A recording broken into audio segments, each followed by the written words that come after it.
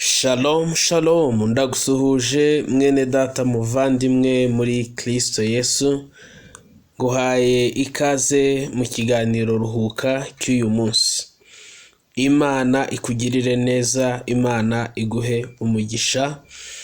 Nkuko twabivuze, nizeye ko Imana izakora ibitangaza, izakora ibintu bikomeye, tuzakira ubuhamya bw'abantu benshi bavuga gukomera kw'Imana, bavuga ibitangaza Imana yakoze. Niwumva ijambo ry'Imana, ntukaryumve nk'amateka, ntukaryumve nk'ibintu byabayeho ariko bitagifite imbaraga uyu munsi, ahubwo ujye ubyumva ubyakire nk'ibiriho. Ijambo ry'Imana rigira imbaraga iyo urihinduye ubuzima bwa none butari ubw'ahashize, ahubwo iyo ubihinduye ubuzima birakora, ibintu birakora. Imana ntiyigeze ihinduka, Imana iracyari Imana, uko yahozeho n'uyu munsi niko ikiri. Ibyo yakoraga kera na n'uyu munsi iracyashoboye kubikora, kuko n'Imana itarigeze ishyirwaho n'amatora ngo manda yayo ibe yararangiye, ibe yarasimbuwe n'indi Mana. Ni Imana itazigera ivaho, ni Imana itumva amabwire, ni Imana y'amaboko, ni Imana ishoboye ibintu byose. Rero nguhaye ikaze muri ruhuka y'uyu munsi, Imana ikugirire neza. Uyu munsi turaganira ijambo ry'Imana turi busange mu gitabo cy'ubuhamya bwa Yobu cyangwa ubuzima bwa Yobu, igice cyaho cya 42. Turasoma umurongo waho wa 2. Haravuze ngo nzi yuko ushobora byose kandi nta kibasha kurogoya imigambi yawe yose. Nzi yuko ushobora byose kandi nta kibasha kurogoya imigambi yawe yose. Sinzi niba ubyumvishe neza. Yobu aravuze ngo nzi yuko ushobora byose, Imana nzi ko ushoboye ibintu byose kandi nta kibasha kurogoya imigambi yawe yose. Imana ifite umwihariko wo kubishoboye ibintu byose. Iri jambo ndarikunda, kuba Imana ishoboye ibintu byose. Hari abarwayi bajya kwa muganga, abaganga ubushobozi bwabo bukagira aho bugarukira, bakababwira ngo nimugende mutegereze Imana kuko niyo ishoboye ibintu byose. Yesu ashimwe cyane. Imana irabishoboye guhindura amateka.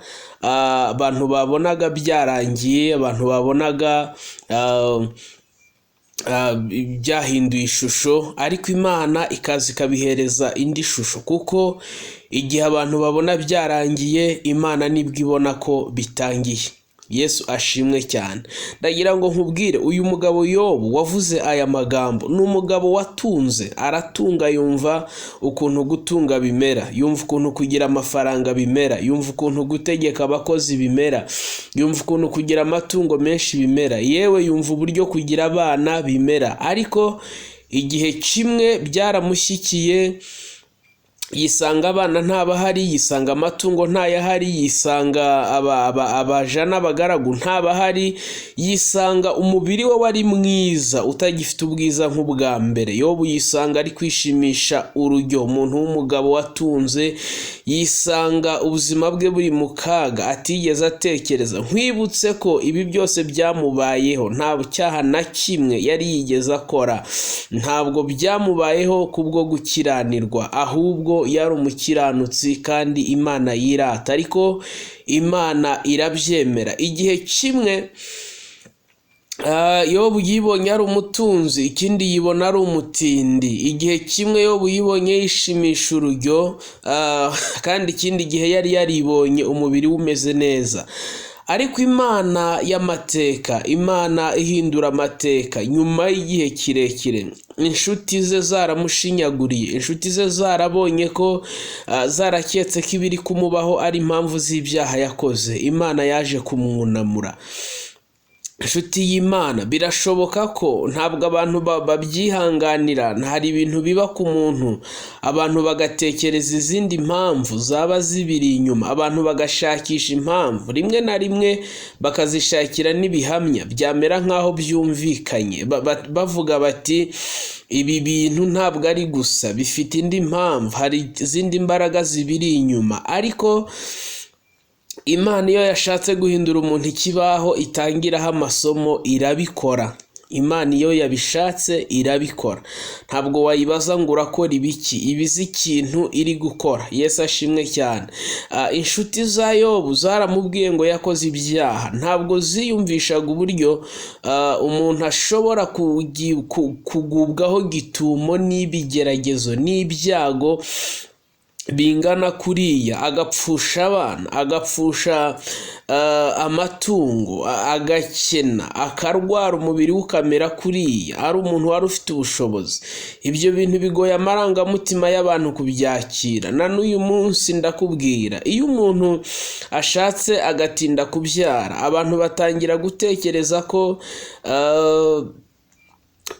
umugore yaba arwaye se, umugabo yaba arwaye se, rimwe na rimwe bagatangira no guhimba hahiseho umuntu, ati mu bihe byashize yakuye, ati akiri umukobwa yanyereje umura, yakuyemo inda nyinshi. Bagatangira gutekereza ibintu bitandukanye. Ariko Imana ni Imana y'amateka, ni Imana inyuranye ibihe, ni Imana irema ibintu bishyashya. Iyo umuntu yize agatinda kubona akazi, abantu batangira gutekereza ko atajya agashakisha, ko ari umuswa se, n'ibindi bitandukanye. Ariko byose birashoboka mu bushake bw'Imana. Ikintu nkundira Imana ni uko nyuma y'amateka, nyuma y'igihe kirekire, nyuma y'ibihe bigoye, Imana ijya ihindura amateka y'ubuzima. Uyu munsi ntabwo nzi ibihe uri gucamo, ariko ushobora kuba uri mu bihe bitakoroheye, ushobora kuba hari amateka uri kubona ari kubakika ku buzima bwawe. Rimwe na rimwe ukanatekereza ukibaza ngo ese ntabwo byaba ari ibyo nakoze, ukisuzuma ugasanga ntabyo, kandi wasenga Imana ikakubwira ngo ndi kumwe nawe mwana wanjye, humura ntacyo uzaba. Muri ruhuka y'uyu munsi ndagira ngo ngutere inkunga y'imbaraga, ndagira ngo ngukomeze, nkubwire ngo Imana ishoboye ibintu byose kandi nta kibasha kurogoya imigambi yayo yose. Imigambi y'abantu irarogorwa, ibitekerezo by'abantu birarogorwa, ariko imigambi y'Imana nta gishobora kwirogoya na gitoya. Yobu nyuma yo guca mu buzima bukakaye, nyuma yo guca muri ibi bihe bikomeye, nyuma yo kubonesha amaso ye ibintu bibishye, n'umugore wiwe wakamukomeje amubwiye ngo niwihakane iyo Mana ubone wipfira. Yarazi yuko niyihakana Imana biri bumugireho ingaruka, kuko umugore we yarabizi. Ariko Yobu aravuga ngo no, ntago bikunda. Yakomeje guhamya nubwo yari mu bihe bitamworoheye. Abwira inshuti ze, arazibwira ngo ntibikabeho ngo mbemerere ngo muvuze ibitunganye. Arahamya aravuga ngo gukiranuka kwanjye ndagukomeje kugeza ku gupfa, ntabwo nzikuraho kuba inyangamugayo. Haleluya. Umutima wanjye ntuzagira icyo unshinja nkiriho. Akomeza guhamya no mu bihe bidasanzwe, kuko yarazi neza yuko ibyamubayeho atari ingaruka z'ibyaha yakoze. Imana iramukomeza. Nyuma y'icyo gihe cyose, nyuma y'izo ngorane zose, Imana yaje kumwunamura, ariko imwunamura mu buryo bw'igitangaza. Imuhaye ikizami ntekereza ko gishobora gutsinda bakeya baramutse bagihawe uyu munsi. Iramubwira ngo asengere barya bamushinyaguriye, abasengere. Ni ibintu bikomeye kukubwira ngo sengera umuntu wagushinjije ibyaha, kukubwira ngo sengera umuntu wagushinje amakosa, kukubwira ngo sengera umuntu wakuvuzeho, wakwanditseho ibitangazamakuru bitandukanye. Imana ikakubwira ngo uwo muntu musengere. Ni ikintu kitoroshye, ni ikintu gikomeye, ni ikintu gisa naho kigoye, ariko Imana kuko ari Imana y'akandi karyo, kuko ari Imana y'imbaraga nyinshi. Yobu yarabasengeye, ngo arangije kubasengera Imana iramwunamura. Haleluya. Arangije kubasabira umugisha, arangije kubaturaho umugisha Imana iramwunamura, umubiri usubira kuba muzima. Bibiliya yambwiye ngo Imana yaramushumbushije imukubira kabiri ku byo yari afite. Imana, haleluya. Hari umuririmbyi wavuze ngo my God is good, ngo everything is double, haleluya. Imana ibimugarurira imukubiye kabiri, ku bana ikuba kabiri, ku mitungo ikuba kabiri, haleluya. Arongera agira umubiri mwiza, arongera arashibuka. Ubwo yarivugiye ngo hariho ibyiringiro yuko igiti iyo gitemwe cyongera kigashibuka, ngo nubwo umuzi wacyo usazira mu butaka, ngo ariko iyo cyumvisha amazi kirongera kigashibuka. Muri ruhuka y'uyu munsi ndaguhanurira ku buzima bwawe ngo wumva amazi, umuzi wawe wumva amazi, kuba ukiriho, haleluya, ni ikimenyetso cy'uko Imana yakugirira neza. Kuba ugihumeka, kuba utarapfuye, kuba umunwa wawe ukibasha kuvuga, kuba amaguru yawe akibasha kugenda, kuba amatwi yawe akibasha kumva, kuba amaso yawe akibasha kubona, kuba ubwonko bwawe bugishobora gutekereza, umuzi wawe uracyahari, umuzi wawe ntacyo uraba, umuzi wawe uracyakomeye. Ndaguhanurira ku buzima bwawe ngo wumva amazi, wongere ushibuke, wongere utohe, wongere haleluya, wongere ubeho, wongere ukomere, wongere wakire inkomezi, kuko ni Imana ishoboye ibintu byose, haleluya. Uruhuke umutima, uruhukire mu ijambo ry'Imana, uruhukire muri Kristo Yesu, kubera ko byose birashoboka. Imana ishoboye ibintu byose, n'ibyo byawe irabishoboye, n'izo ngorane zawe irazishoboye, n'ako kaga urimo Imana iragashoboye. Bifata ubigire ubuzima, ubihindure ibyawe none, ubikure mu hashize, ureke no kubishyira mu hazaza, ahubwo ubishyire none. Ndagusezeranya kandi ndakwizeza ko ibyo bintu birakora. Reka dusenge. Data, mu izina rya Yesu, ndagushimiye uyu mwanya mwiza uduhaye. Ndasengeye uyu muntu umaze kumvira ijambo, kugira ngo Mwami, iri jambo rigira ubushobozi, iri jambo rigira imbaraga ku buzima bwe. Yobu yaravuze ngo nzi yuko ushoboye byose, kandi nta kibasha kurogoya imigambi yawe yose.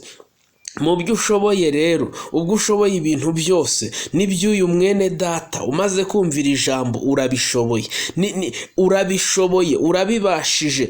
Indwara y'urayibashije, ubukene bw'urabubashije, ingorane z'urazibashije, ibibazo by'urabibashije. Mu izina rya Yesu Kristo ndabizi ko ubibashije kandi mbyizereyemo. Ukomeze kuganza muri byose, uherekereshe imbaraga z'Umwuka Wera iri jambo rigira umumaro mu mitima ya benshi, rigira ibyo ryubaka, rigire ibyo risenya. Uwari utakaje ibyiringiro yumva ko hari ibintu Imana idashoboye, agarukana ibyiringiro, yumve ko ari Imana ishoboye ibintu byose, mu izina rya Yesu Kristo, amen. Ugubwe neza muri Kristo Yesu. Imana iguha umugisha. Shalom, shalom.